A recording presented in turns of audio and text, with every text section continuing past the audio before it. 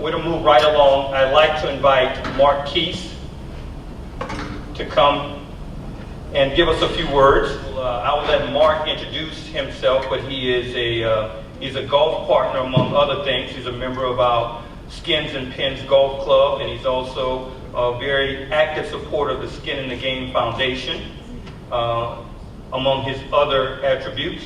But I will yield to him and let him speak to you just for a few seconds. Thank you, sir.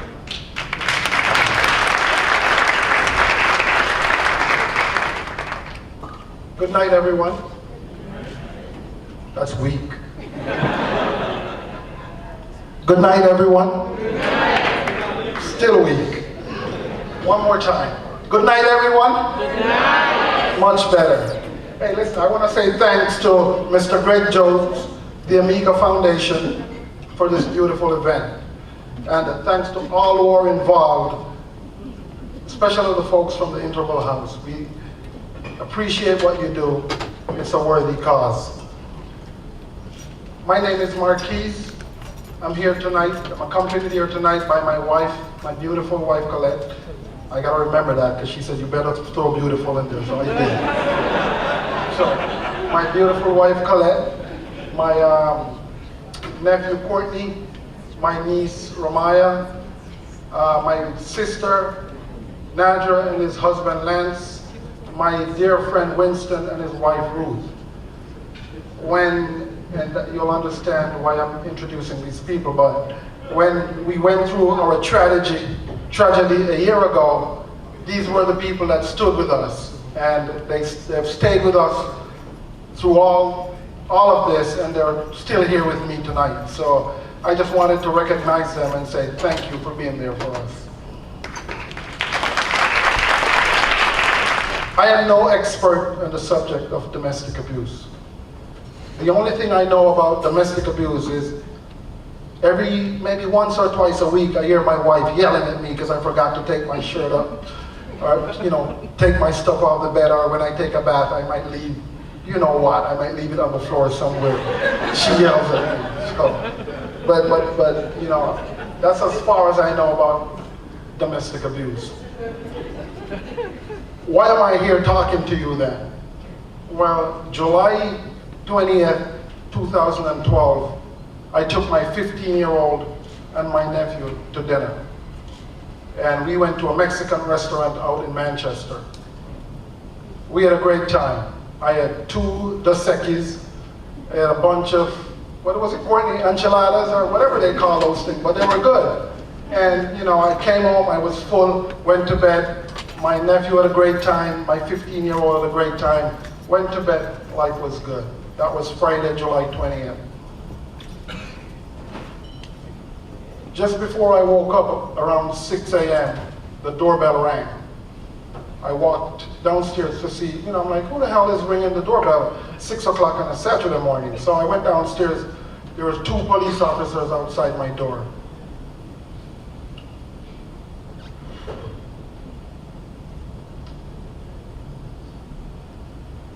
Immediately I thought about my wife, because my wife works nights, and she was at work that night. So I walked outside, and the officer said to me, "Is Colette home?" So immediately I knew my wife had to be fine, because he's asking about her. So I felt a little bit better. So I said, "No, she's at work." He said, "Who are you?" I told him who I was. He said, "Do you know Anastasia Keys?" I looked at him, I said, "What the hell did she do now?" He said, "Can I come inside?" I said, "Sure." Well, what he came inside to tell me was that my daughter was shot and killed by her boyfriend during a domestic dispute. That day changed my life forever. I think about my daughter every single day. Some days I cry. Some days I laugh. Some days I just sit there and think. Some days I go over to the cemetery, and she used to love music. And I would just go in there, put some records on, and I would just turn it up and just imagine her dancing and laughing. Some days I go over there with all the bills that she left me, and I said, you better bring me the lottery number because I'm sick and tired of paying for these things. And some days I'm just mad at her and screaming at her because I'm like, why are you here? There was absolutely no reason for you to be where you are. And some days I feel like I'm more mad at her. Do you guys mind if I just be honest with you? Some days I feel like I'm just more mad at her than I'm mad at the guy who killed her. Because there was no reason for her to be in the place that she was. But then I look back and I listen to the people from the interval house, and I said, you know what? But there was no reason for him to kill her. My daughter was what? Call it 5'2", 115 pounds. She was a shrimp. And I sit and I think,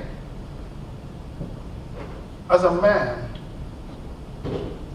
who says I'm in love with somebody, what could she do, a 5'2", 115 pound woman, what kind of threat could she be to me that I'm gonna pick up a gun and shoot her?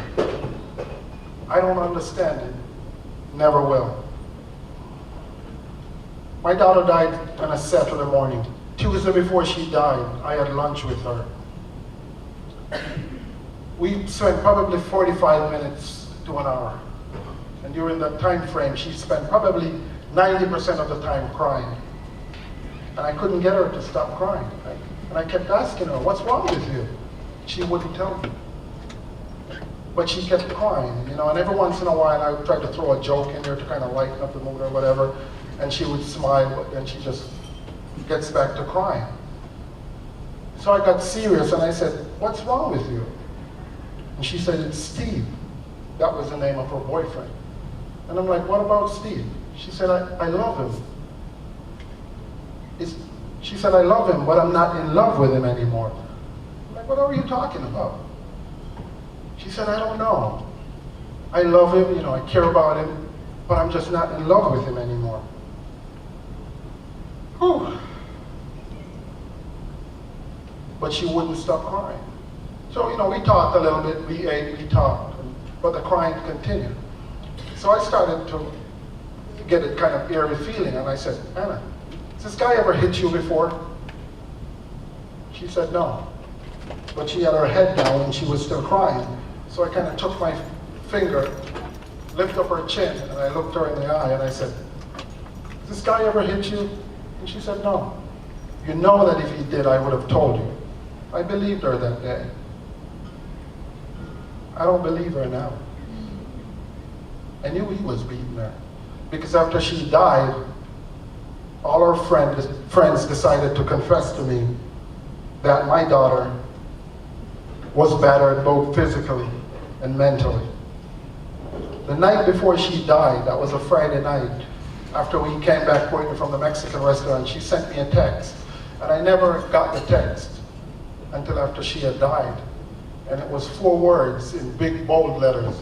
And all it said was, I want to come home. I still have that text on my phone today. I see those 4 words every day of my life. I'm driving to work, I look up in the clouds, I see it, I want to come home. I go to my bed, I close my eyes and I see it, I want to come home. I went to the cemetery yesterday to visit her, and I talked a little bit to her about this event. And I just looked at the grave and I said, baby, just come home. I'm tired of you saying I want to come home. Just come home. I wish she had come home that night. But to be honest, between you and I, even if I had gotten the text and I had went there to pick her up, she wouldn't have come home. She wouldn't have. She had multiple opportunities to either come home or go someplace else, and she didn't. So I'm talking to all these young ladies that I see in the group tonight. You know what you're going through. Maybe nobody else does except you. If you need to go home, go home. Because if you don't go home now, Mama and Papa might be coming to see you at the cemetery, telling you to come home, and guess what? It's going to be too late. So if you need to go home, I'm begging you, please go home. Anna died a victim of domestic abuse. And the part that hurts is that she never told us. The part that hurts is I had a wonderful relationship with her. Yeah, I got mad at her sometimes because my daughter was no angel. But you know what? She was my daughter. And I told her what I needed to tell her when I needed to do it. And she knew that. But she knew if she really wanted to come home, she could have. She knew if she told us what was going on, she could have come home. Yeah, I tell my kids, when you're living in my house, success is not an option. As long as you're living in my house, then you need to succeed. Some people say that's too much pressure. I say, to hell with you. You're living in my house, you're going to succeed. But that doesn't mean you can't come home and do what you need to do. You know, so I'm still kind of mad at her for being in the situation that she's. And if I'm rambling, you know, please excuse me, but I'm just trying to let you know why I'm here. Like I said before, I'm no expert on domestic abuse, but yes, I'm an expert on the pain that's left behind. Again, she died a victim of domestic abuse. She died because some kid, 23-year-old kid, decided that my daughter belonged to her. My daughter died because some kid decided that he was going to be the one to end the relationship. My daughter died because she took the easy way out. She gave up control to this guy because she didn't want to do the hard thing of going to school and getting an education. And when we talked to her about you needed to do what you need to do, she went out and lived with some guy, took the easy way out, gave control to him, and as a result, he thought he was in control of her life, and he took her life when she decided to end the relationship. She gave up control, and I'm begging you guys, all you young people in here tonight, don't give control of your life to anyone. Stay in control of your own life. On August 4th, we buried my daughter. The night before we buried her, I spoke to Greg. Or a couple of days before we buried her, I spoke to Greg. I said, Greg, Mr. Jones, who was just up here, I said, Greg, listen. I want to do, my daughter's wake, I want to do things a little bit different. My daughter had a lot of friends. You know, we have a young family, even though I don't look as young as I used to anymore. I'm still a relatively young man. So we have a young family. She had a lot of young friends. And I wanted to talk to them. I wanted to give them options. You know, I want them to know that there is a better way. So I told Greg I was going to reach out to some people in the community who were successful at what they do. People at the interval house, police officers, whatever. So they can just come and talk to these kids and let them know that, you know, if you're going through the things that my daughter was going through, you have options. You don't have to go through that by yourself.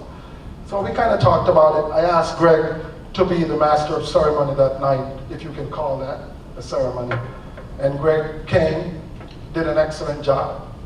And what Greg did was, he said probably 10 or 15 times within an hour span, was that we will not let Anna die in vain. And he kept saying that over and over again. Those words, again, are imprinted in my heart and my mind. And we will not let my daughter die in vain.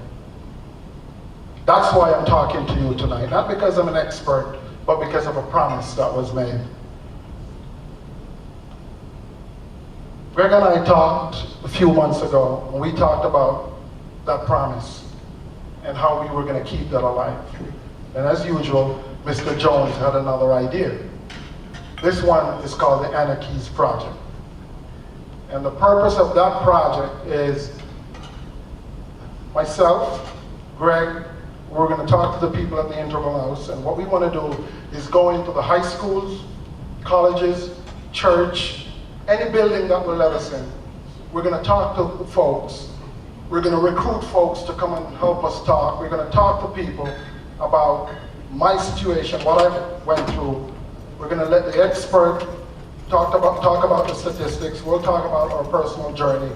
But we're just going to encourage people who are going through the situation or know of people who are going through a similar situation to just know that they have options. So that's going to be one of the bases of the Anna Keys project.